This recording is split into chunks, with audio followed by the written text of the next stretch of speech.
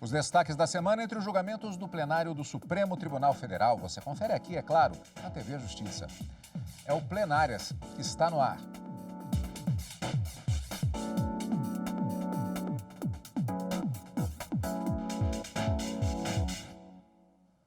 Hoje, com os principais momentos das sessões dos dias 27 e 28 de abril de 2022. Karina, continuamos ainda, depois de uma interrupção que tivemos prevista, que havia sido anunciada com relação àquele julgamento da ação penal que foi decidida no plenário do Supremo Tribunal Federal na semana anterior, embora os processos da pauta verde não tenham saído da mira dos ministros do Supremo Tribunal Federal. Não foram julgados no dia pela questão do tempo, mas nesta semana, essencialmente, mais processos com resultados, já finalizando-se para, na próxima semana, possivelmente, o encerramento, o término, talvez, dos 7 julgamentos previstos na chamada pauta ecológica. Aliás, eu só vou fazer uma revisão.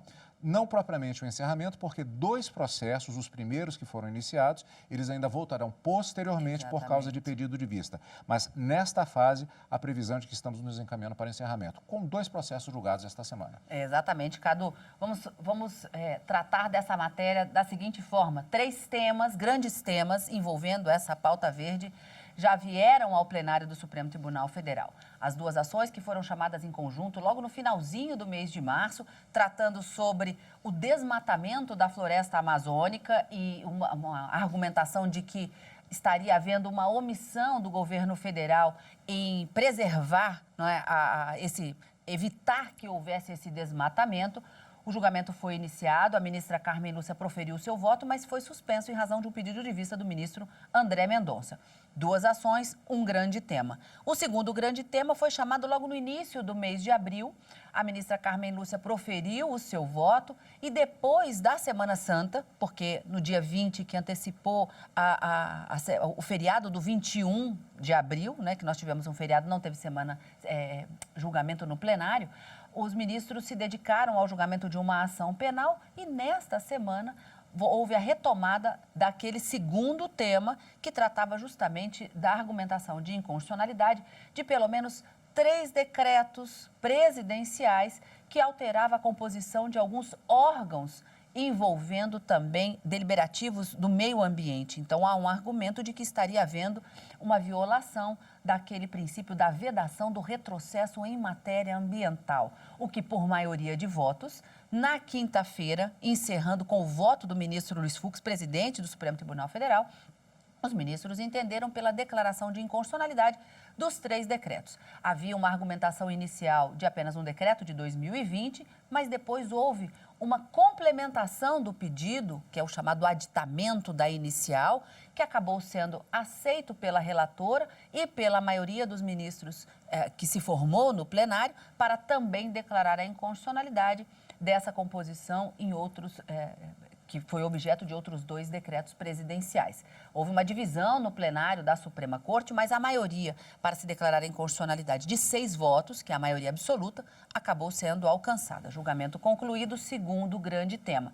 E o terceiro tema foi iniciado também e finalizado na sessão de quinta-feira, num julgamento que foi um pouco mais célere e votação unânime. Os ministros entenderam que as concessões de licenças para as empresas que apresentam um risco de gravidade médio em matéria ambiental, elas precisam sim de um licenciamento que não seja automático como da forma prevista na legislação questionada.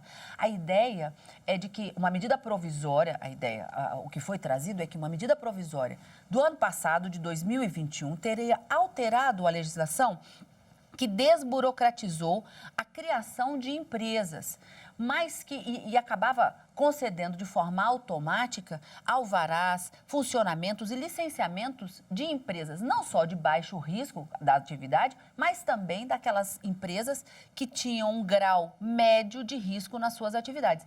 E os ministros, por unanimidade, entenderam que quando a matéria for ambiental, essa concessão de licenciamento automática é inconstitucional e que deve ser, para as licenças ambientais, devem ser observados os procedimentos previstos na legislação específica. Terceiro grande tema que veio ao plenário e aqui também com a conclusão desse julgamento. Então, nós já temos 4 processos chamados de 7, 2 deles ainda não concluídos em razão do pedido de vista do ministro André Mendonça, envolvendo o desmatamento da floresta amazônica. O segundo grande tema, concluído na quinta-feira com o voto do ministro Luiz Fux, por maioria, declarando a inconstitucionalidade dos decretos presidenciais. E o terceiro grande tema, num quarto processo que foi chamado, esse envolvendo a legislação da desburocratização e a necessidade, sim, de manifestação pessoal, né, de aprovação humana para a autorização e o licenciamento de empresas de risco médio em matéria ambiental. Como você disse, nós ainda temos outros 3 grandes temas para serem julgados e vamos aguardar para as próximas semanas como será a deliberação da pauta dirigida no plenário do Supremo, já que o ministro Luiz Fux disse que esse tema ambiental era prioridade no Supremo, Cadu. E isso é só o início em relação a isso que já foi exposto hoje pela Karina, com relação aos processos desta semana. Daqui a pouquinho a gente volta ao tema.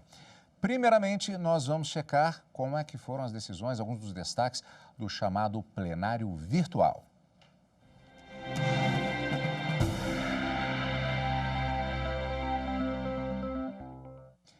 O Supremo Tribunal Federal invalidou a norma que estabeleceu o foro por prerrogativa de função para a chefe da Polícia Civil de Minas Gerais. A prerrogativa está descrita na Constituição do Estado. Reportagem de Aline Barcelos. O foro por prerrogativa de função garante que determinadas autoridades sejam julgadas em tribunais específicos. A Constituição Federal estabelece o rol de quem terá a garantia, como, por exemplo, o presidente da República e ministros de Estado. A Constituição de Minas Gerais foi além e inseriu nessa lista o chefe da Polícia Civil. A Procuradoria-Geral da República entrou com uma ação direta de inconstitucionalidade no STF e os ministros, durante julgamento virtual, declararam que o chefe da Polícia Civil de Minas Gerais não tem direito à prerrogativa. O relator do caso foi o ministro Ricardo Lewandowski. Ele apontou que o Supremo tem entendimento de que é inconstitucional qualquer interpretação que resulte na concessão pelos estados de prerrogativa de foro a agente público não contemplado pela legislação federal. Também ressaltou que cabe aos estados a organização do judiciário local e a definição das competências dos seus tribunais, mas eles devem estar atentos à Constituição Federal e respeitar o princípio da simetria. Também em plenário virtual, o Supremo Tribunal considerou inconstitucional uma lei de Rondônia que criou cargos técnicos e administrativos em comissão. Reportagem de Carolina Chaves. Por unanimidade, o plenário virtual do STF considerou inconstitucional a Lei Complementar de Rondônia de 2020, que criou cargos em comissão de caráter técnico e administrativo na Assembleia Legislativa de Rondônia. Os ministros atenderam ao pedido da Procuradoria-Geral da República e aplicaram jurisprudência da Corte de que a Constituição proíbe as admissões na administração pública sem concurso. A Lei de 2020 de Rondônia estabeleceu uma nova estrutura organizacional da Assembleia Legislativa do Estado e criou cargos em comissão, entre eles de assistente técnico e assistente parlamentar, que são de livre nomeação e exoneração. Os ministros entenderam que a criação de cargo em comissão somente se justifica para funções de direção, chefia e assessoramento, e não para desempenhar atividades burocráticas, técnicas ou operacionais. Caso contrário, pode ser considerada tentativa de burlar o princípio constitucional do concurso público. Karina, e ainda no plenário virtual, por unanimidade, o Supremo Tribunal Federal declarou a inconstitucionalidade de dispositivos da Lei Orgânica da Procuradoria do Estado do Rio de Janeiro, que equipararam os vencimentos de procuradores da ativa, aposentados e pensionistas e instituíram o benefício da permanência. A decisão foi em plenário virtual. Segundo o relator ministro Dias Toffoli, o regime próprio dos servidores públicos deixou de ser caracterizado pela paridade e pela integralidade de vencimentos. Para o ministro, quanto ao denominado benefício de permanência, ele deveria ser equivalente ao abono de permanência, ou seja, instituído como incentivo à manutenção em atividade de quem completou os requisitos para se aposentar, mas optou por continuar trabalhando. A decisão teve os efeitos modulados. O Pleno decidiu que os valores recebidos com base nas normas declaradas inconstitucionais passem a ser pagos como vantagem nominalmente identificada, até que sejam absorvidos por aumentos futuros.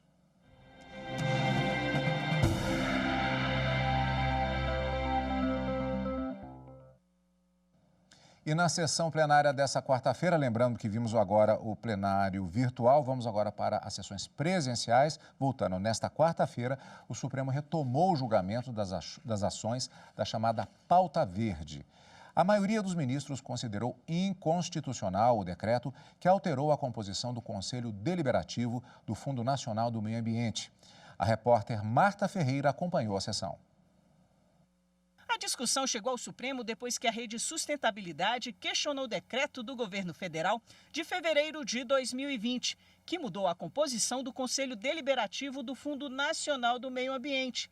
Ele deixou de ser composto por 17 representantes, sendo 9 de organizações governamentais e 8 da sociedade civil, para ter apenas 6 integrantes, todos do governo federal.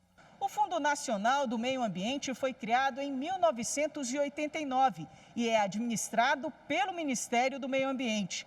Ele financia projetos sobre o uso racional e sustentável de recursos naturais. Quem seleciona os projetos que receberão os recursos é o Conselho Deliberativo.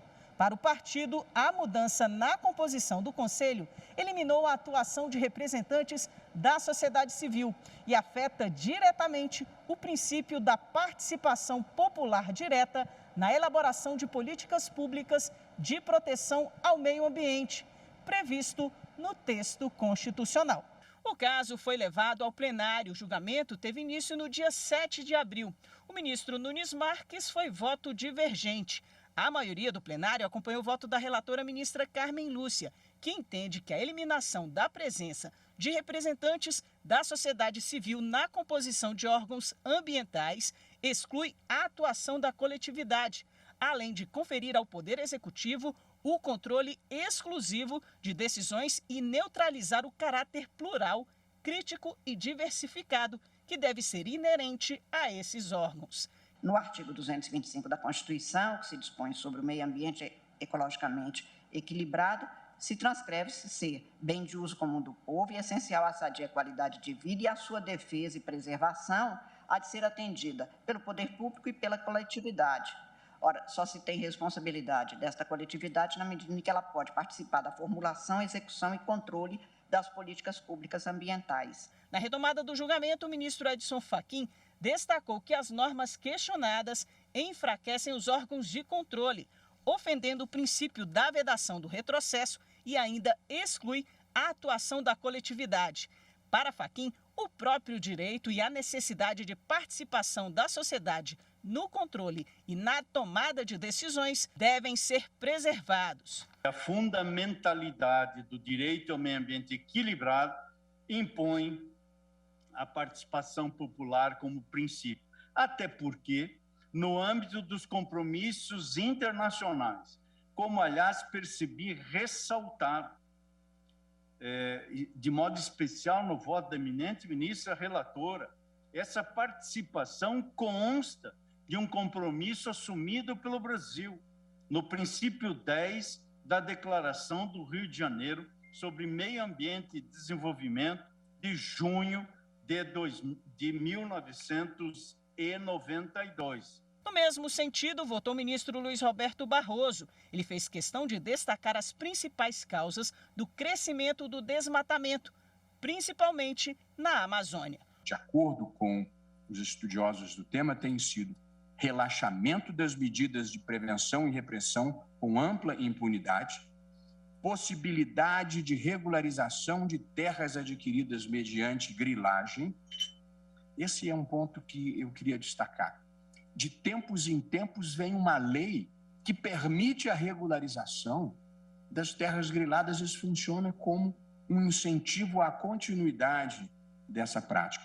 E, em terceiro lugar, a falta de alternativas econômicas para os habitantes da região.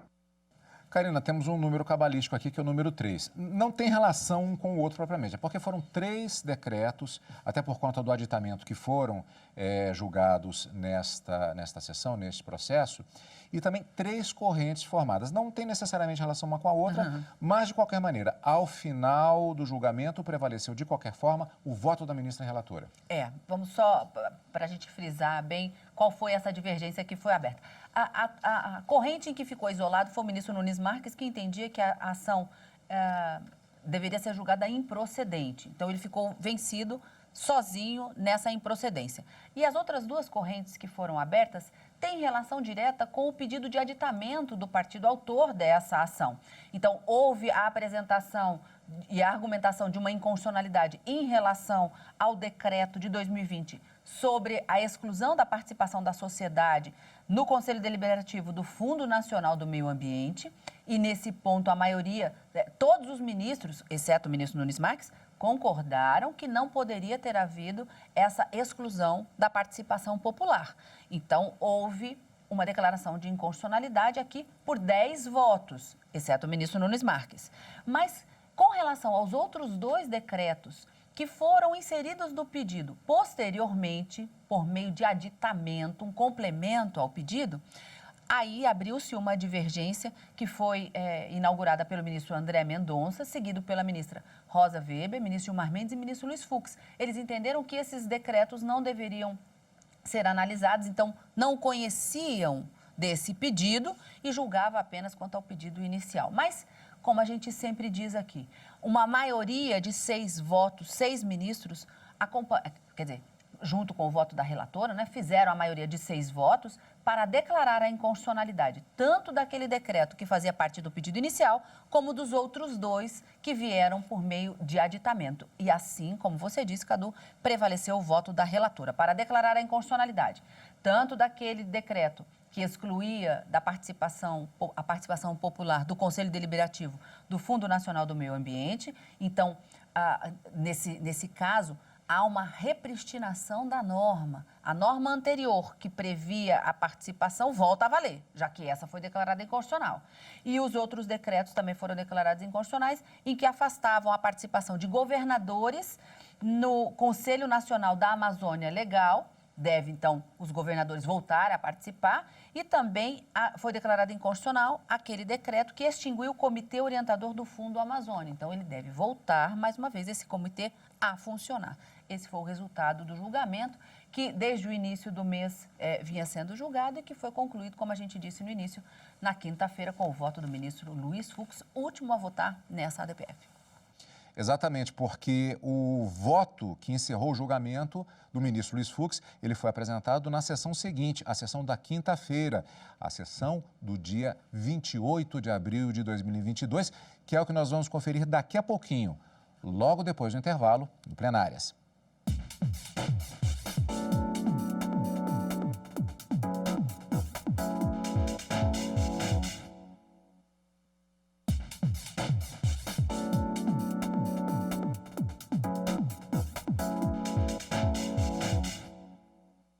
Estamos de volta com os destaques da semana no plenário do Supremo Tribunal Federal. Só para reforçar, nós vimos no primeiro bloco do nosso programa de hoje que na sessão da quarta-feira foi formada a maioria em relação à questão dos decretos que alteraram a composição de órgãos do governo, particularmente o Conselho Deliberativo do Fundo Nacional do Meio Ambiente. Foi declarada a inconstitucionalidade. Outros órgãos foram acrescentados em relação a esse pedido inicial, como vimos na reportagem da Marta Ferreira, gerando justamente esta decisão mais ampla em relação ao que estava previsto inicialmente apenas com o Conselho Deliberativo do Fundo Nacional do Meio Ambiente. O julgamento, na verdade, terminou mesmo na sessão da quinta-feira, quando foi apresentado o voto do ministro-presidente do STF, ministro Luiz Fux, encerrando o julgamento. Na sessão da quinta-feira, o plenário também julgou a ação que questiona a concessão automática de licença para empresas de risco ambiental médio. Por unanimidade, o plenário determinou que licenças ambientais se submetam a procedimentos e previsões da legislação específica do ponto de vista ambiental. Marta Ferreira. A ação foi proposta pelo Partido Socialista Brasileiro, PSB, questionando alterações por medida provisória da lei que dispõe sobre a Rede Nacional para a Simplificação do Registro e da Legalização de Empresas e Negócios, a Rede SIM. Segundo o partido, com a modificação, o governo federal permitiu a concessão automática de alvará de funcionamento e licenças para empresas que exerçam atividades classificadas como de risco médio.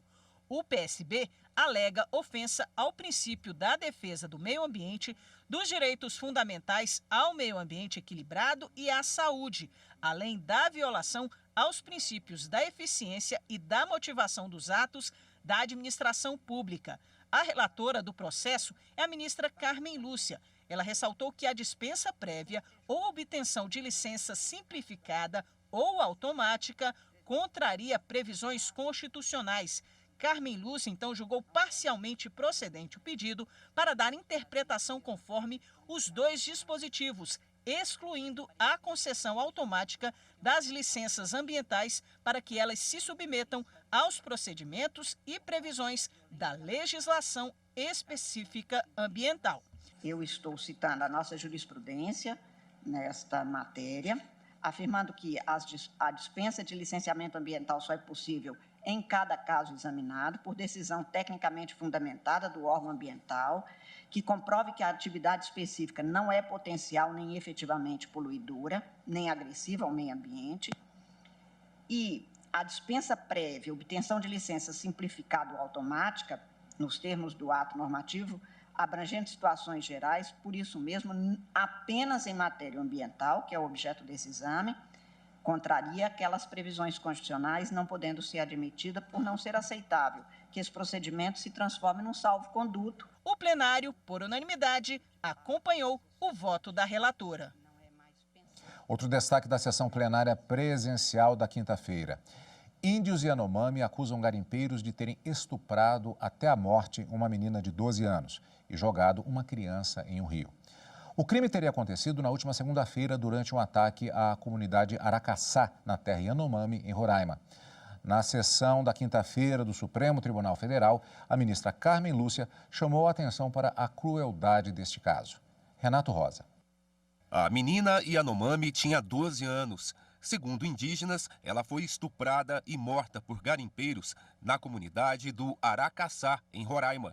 O caso foi divulgado na última segunda-feira pelo presidente do Conselho Distrital de Saúde Indígena Yanomami. Em um vídeo, ele relatou que, além da morte da menina, uma outra criança Yanomami de 3 anos desapareceu após cair num rio. Amanhã também irei à comunidade buscar o corpo de uma mulher, uma adolescente, que os garimpeiros ocasionaram o óbito por violência.